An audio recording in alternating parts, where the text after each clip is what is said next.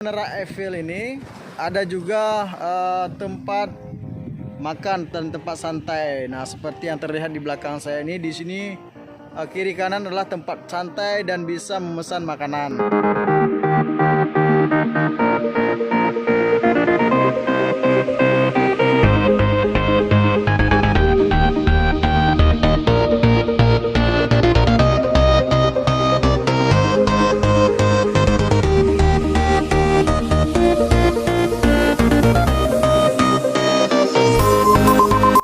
Nah, sobat misteri semuanya, saat ini saya berada pas di bawah Menara Eiffel buatan di tengah laut.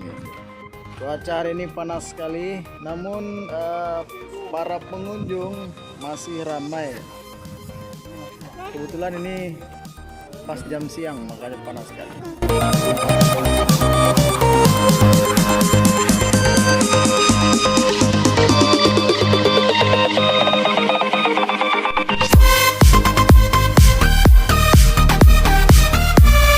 Sahabat misteri, ternyata selain itu di atas sana juga terdapat tempat duduk ya, atau pemondokan yang bisa kita nikmati makanan sambil memandang ke arah laut.